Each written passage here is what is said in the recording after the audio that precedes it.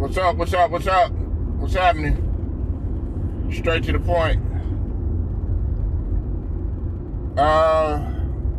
Talking some of everything right now, man. Just doing a little morning chatter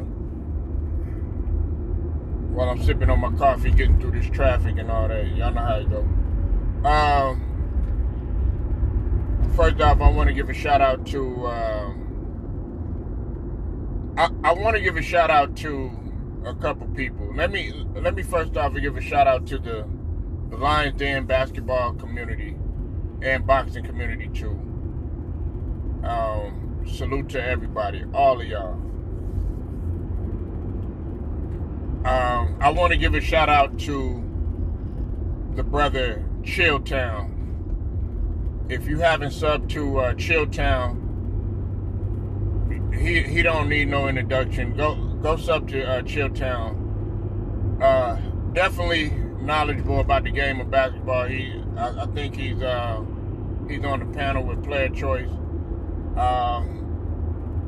With all of them guys, salute to Player Choice and the job they're doing over there.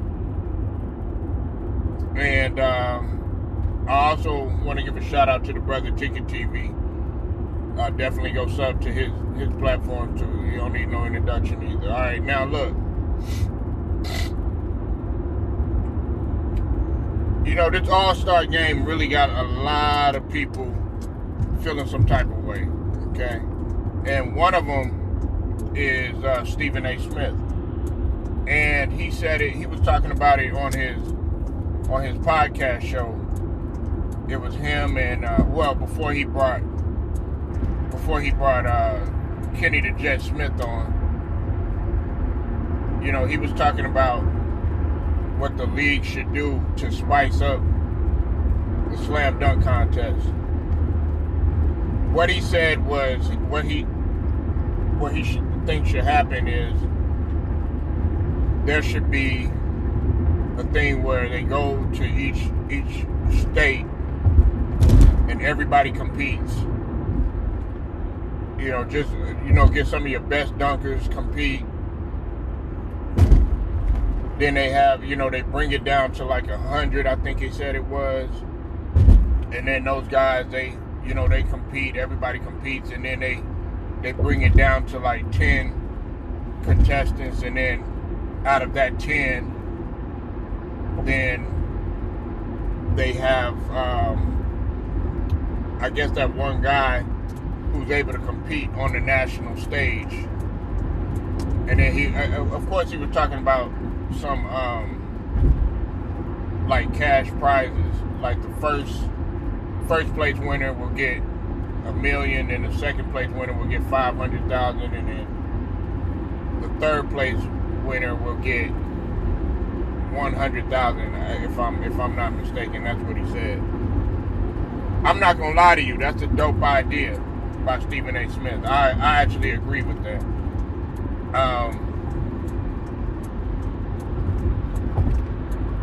Now,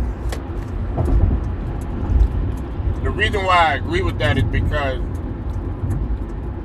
he said this, and this is what he was saying. He said that there are a lot of guys out here who are willing to compete for far less than what they're offering. There's some people that are willing to compete in a dunk contest just for the joy of it, just because they actually love the game.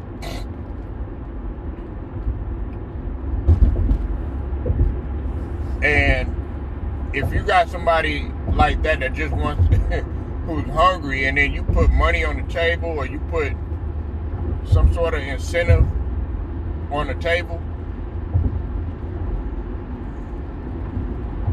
I think we cooking with fish grease, as they say. And I like that idea. I really think that should take place. Because, you know, the slam dunk contest used to be, man, it used to be, I mean, so much excitement. You know, you used to want to see how that person, his doing that dunks in the contest was different from the in-game dunks, like Jaylen Brown. I mean, those dunks that you saw Shaquille O'Neal making them faces when he was doing the Shaq cam. Man, he was like, man, you could do them damn dunks in the game. We didn't come to see that. And that's what it's missing. So then you have somebody, you know, who they're going to call a nobody, okay? Let's just call it what it is. They're going to call a nobody. And he steps on the stage with some NBA players that don't nobody know, and he comes up in there doing some stuff. I'm trying to quit cursing, y'all. I'm sorry. Doing some stuff out there that you ain't never seen before. You know, and it'll put people to shame. I mean, listen, it needs a shakeup. It needs a shakeup for a couple reasons. And this is another reason right here, right? Like, I was looking at Gilbert Arenas' show. Shout out to Gilbert Arenas. I was looking at his show, Gil's Arena, and Kenyon Martin and Norris Cole was on there. Now, they were talking about this whole thing about LeBron James being the face of why guys don't want to compete in the dunk contest. Now, I slightly disagree with LeBron being the face. Now, is he one of the guys that I felt like could have competed? Yeah, but if you go look at some of the people that have won the dunk contest, a lot of them have not been superstars or perennial all-stars. I mean, you could name a couple of them that have been, either Hall of Famers or perennial all-stars or something like that. But for the most part, a lot of them were just guys that actually just played in the league. Like Harold Miner, he wasn't no superstar. Fred Jones, he wasn't no superstar. Nate Robinson, I mean, he was a good player and everything, but he wasn't a superstar. You know, and if you go down the line, and Nate Robinson won it like 3 times. You know, and the reason why I mention that, listen, the reason why I mention that is because they were saying that there was Gilbert Arenas brought up a good point, okay? I think he was talking about when Vince had won it in 2000 or something like that.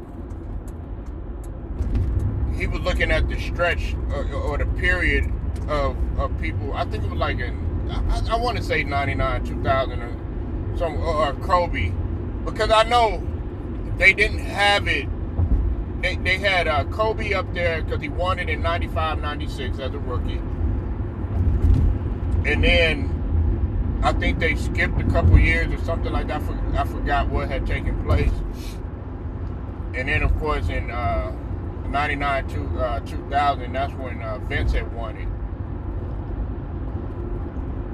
And then I'm trying to go back to that time. But you had like a couple years period, and then LeBron had came in to the league. Now, the whole thing was, okay, yeah, could LeBron have competed? But there was some superstars that didn't compete in the dunk contest. You know, there were some superstars that didn't compete in the dunk contest. I just don't want. I'm not gonna put LeBron as the sole face of. Oh yeah, that's the reason why the dunk contest isn't good anymore. Okay, now there are some things that I felt like LeBron might have had a hand in, to where the value of the All-Star game might have went down. Like the whole picking the captains and, you know, all that. I'm talking about that, picking the players, being a captain, stuff like that. I didn't really like the draft. I'm just like, look, let's just do East and West. Just keep it like it is. That's probably the only thing. Now, I don't like what Anthony Edwards had to say. He was talking about how he doesn't even really think that anybody comes here to compete. He said guys just want to take a break. And look, it might not be him. It could be him, you know. But I just know this, man. 200 points and no defense. Don't nobody want to see that shit. Don't nobody want to see that. People listen. They're gonna need a shakeup ASAP. They're gonna need some sort of shakeup ASAP. Listen, I understand that guys wanna take a break and all that other stuff. You know, relax your body, because I'm not gonna sit up here and act like a 82 game season is not long. It's a long, grinded out season, especially when you have back-to-backs, especially if you consider the travel. A lot of these guys, what people got to understand, that a lot of people have never in their life traveled before, much less going from state to state. And I'm talking about the average citizen, the average civilian, not an NBA player. But these guys are pretty much spending the majority of their time when they're not on the NBA floor. They spend it either in skies or traveling somewhere, and then they're either in the hotel or they're on the court, you know, working out. So it's a very nomadic type of lifestyle, and it can get draining. So I try to look at it from where they're coming from. I try to look at it on both sides, but the fans want to see it. I still can't give you no type of excuses. That's what Joe Dumars was saying about the whole 65 game rule. The fans still want to see it. They came to get their money worth. And the thing about what MJ had to say, and Kenny Smith, Kenny the Jet Smith, he was talking about,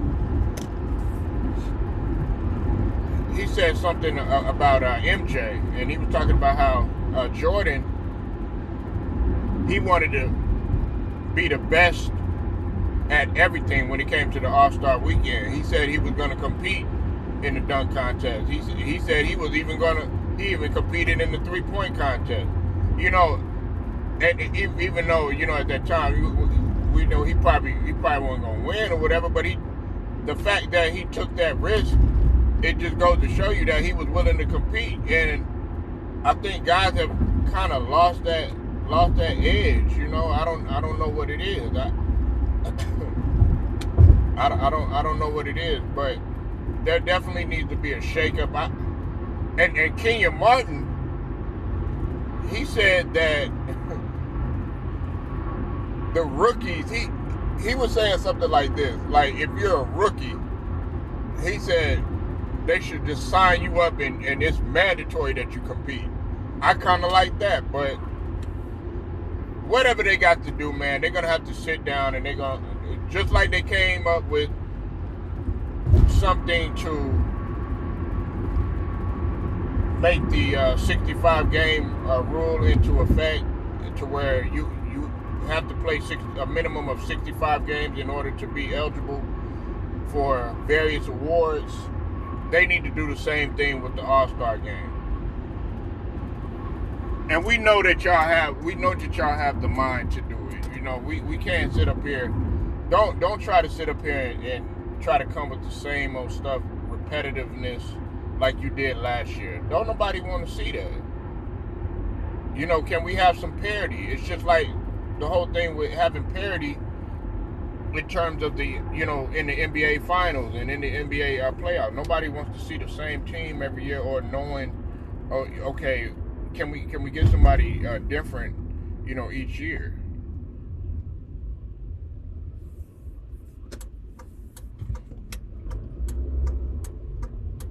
Or at least, you know, have some sort of parity to say that, you know, we don't know if that team is gonna win or not. Like, I like the fact that Denver won the finals. I think it's good for the NBA. You know, I think it's good for different franchises to win besides just the main markets. And I know people gonna come with, well, hey, yeah, that, you know, that team is in a small market. They don't want to market it. They did it for Milwaukee. So when there's a will, there's a way. Look at OKC, and the argument I get with OKC, oh well, they, you know, they don't want to market in Oklahoma City, but we got to realize where that franchise really started from. If you go to Basketball Reference, and let's say you go to,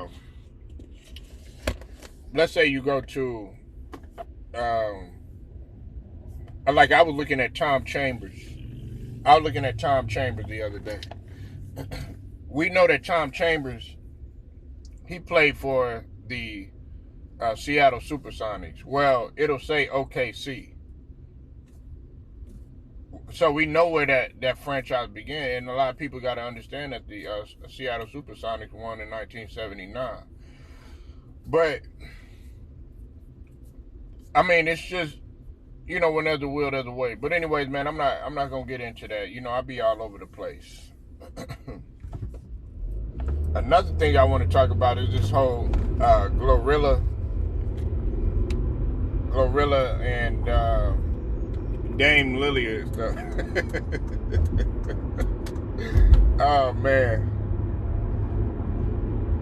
look, I want to give a shout out to my brother Ron, my partner, my friend, and he was the first one to tell me about it. He saw a post, I think it was on IG, with them, you know, taking a picture with one another. And then also, I want to give a shout out to the brother Town Biz. I saw him talking about it too. Shout out to Town Biz. Go sub to Town Biz channel too. Now,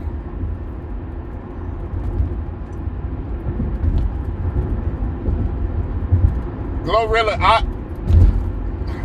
man, look. Okay, look, I fucks with Glorilla. Okay, yes, I you know, I said a curse word, man. Shoot, man, I'm trying to contain all this stuff, but man, I gotta be real, man. I mess with her music, man. You know, shout out to all of Memphis. Shout out to all of my guys from Memphis who I mess with on this YouTube. Shout out to the brother Cypress TV. Definitely go sub to his channel. Shout out to Real Talk with Tamara. Definitely go sub to her, the queen over there. Go sub to her platform. Shout out to the brother Street Politics TV, aka Player Co. Go sub to his channel too. And shout out to the brother Herman Buddy too, man. We all know who Herman Buddy is. LDBC all day. But look,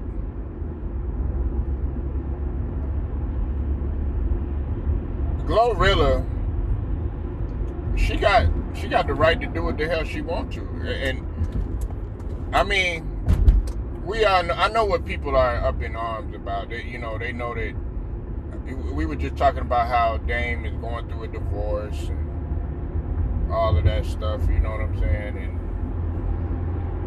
a lot of people were like, you know, how could she do this and how could she do that and everything like that, but I mean, it's freedom of speech on social media. It wasn't like,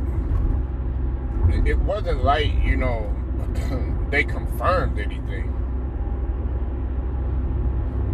Plus, she happened to like what she liked. Now, I don't know how Dame is feeling,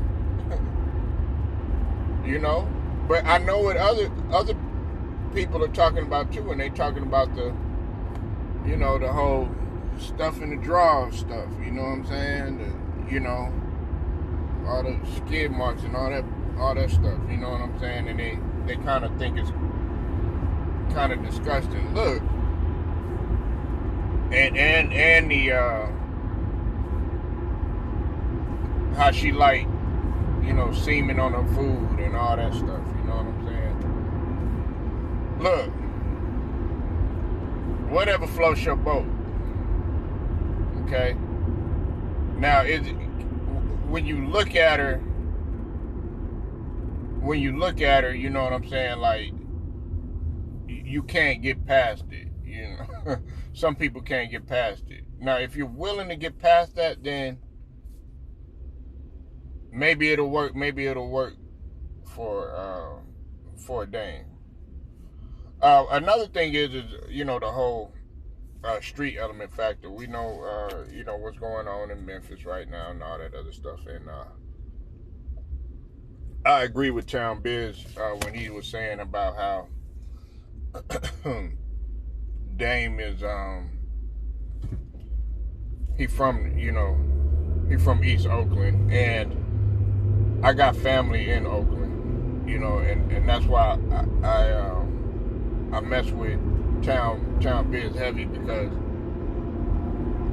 he knows a lot of the area where my family is. Now, I don't know Dame personally, and I don't know anybody of, you know, my family that knows Dame personally, but some of my family, they know people like Too Short and E40 and Mark Curry, people out there, MC Hammer. You know, some of, you know, my family, they know them. And really, honestly, I think I found out, it was maybe about, oh gosh, man, it was some years ago when I found out that Dame was actually from, you know, that area of Oakland or whatnot, because I know that he was rapping and everything. But to get back to what I was saying, I don't think that Dame would be sweating that stuff about, you know, the whole Memphis and all that other stuff, because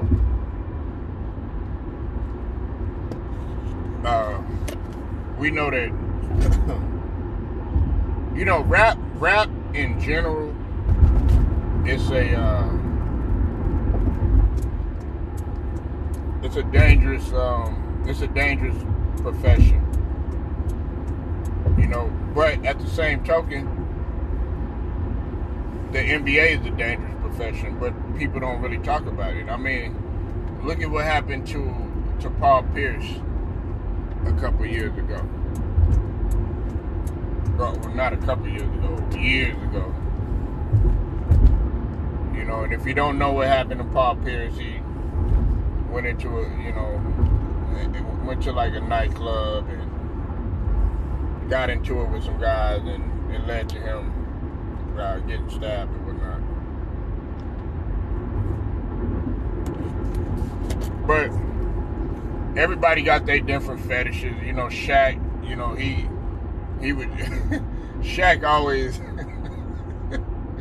Shaq be knowing what he doing, man. He was like, yeah, Glorilla. He said Glorilla can get it. You know what I'm saying? Then he said Ice Spice can get it. I like, Shaq, god dog, man. I mean, hey, god dog, man. Yeah, that boy don't know what he want. But yeah, Glorilla, man. But nah, she's a talented artist. You know, my boy Cypress TV, he disagrees with me, but I think that she's a dope lyricist. You know, she just needs to keep at it. You know what I'm saying? A lot of people feel like she gonna fall off, and you know, women like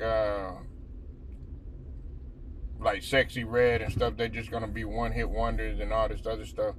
I'm like, all they need to do is just keep at it, you know, because, oh, that's another thing too. I want to give a shout out to the brother Crunchy Black too, man. I've been looking at the interview with him and Sean on DJ Vlad. Now, I'm gonna talk about a couple of things that Crunchy Black been talking about. Now that we on hip hop,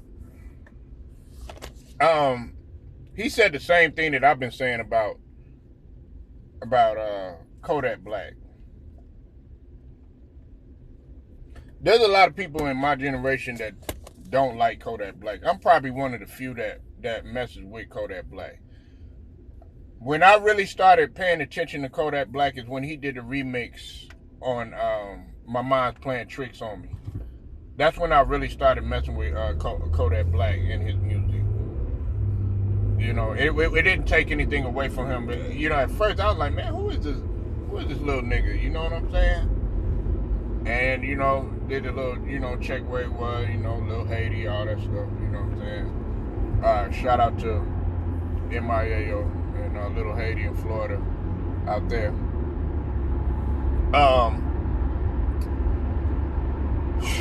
Man, I started listening to him. If you really listen to Kodak Black, there's a lot of people that try to emulate Kodak Black, but they won't never admit it. And then the fact that Kodak Black is willing, there's a lot of stars that's willing. A lot of people don't realize that he's on a song with Taylor Swift.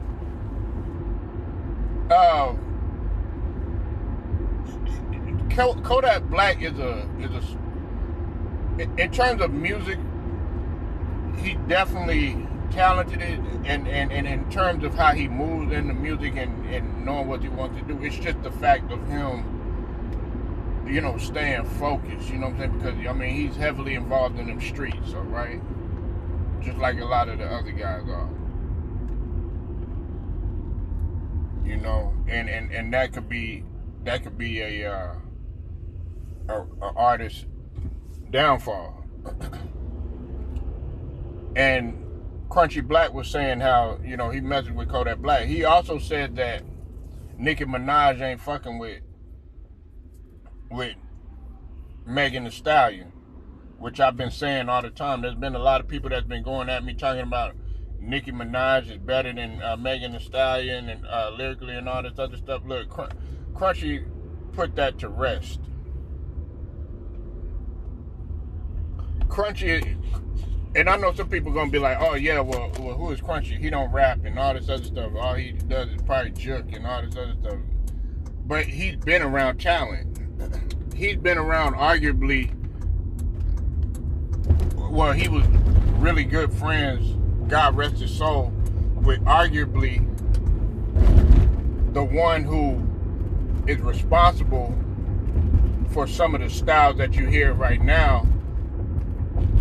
When we talk about a guy like, God rest his soul, Lord Infamous. I don't think that Lord Infamous gets the credit that he deserves.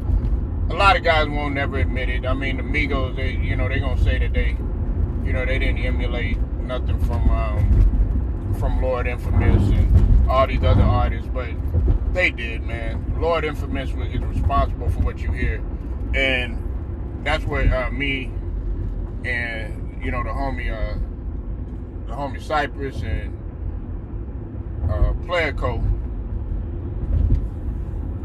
we was all talking about how they don't never give 3-6 and some artists from Memphis their proper credit for some of the styles that they take. You got to be able to give those guys a shout out.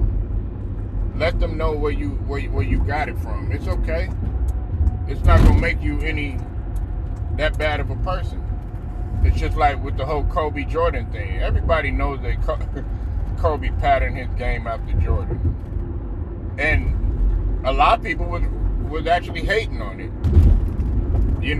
And they were like, man, who does this guy think he is, sticking his tongue out and doing all his mannerisms on the court like Jordan and trying to shoot like him and stuff like that? But I mean, he was the best one to perfect how Jordan played. Well, damn near try to perfect how Jordan played. So is that's a comparison that I like to use when another artist tries to come in and they try to emulate their style. It's just like okay, RIP to Young Dolph, man. Like with Young Dolph, right? Now that we talk about Memphis a little bit. When I first started listening to Young Dolph, I'm not gonna lie to you. When I first heard Texas Margarita, which a lot of people don't even know who's on that song, but it was Gucci Guwap song, but it's called Texas Margarita. I thought that was 2 Chainz because he sounded so similar to 2 Chainz. Young Dolph did. If you really listen to him, a lot of people, I wasn't the only one. So, and it's the same thing with Moneybagg Yo and Finesse 2 Times. And look, I like both of them, but I feel like Moneybagg Yo, he kind of took from Finesse 2 Times, because Finesse 2 Times is very gifted lyrically.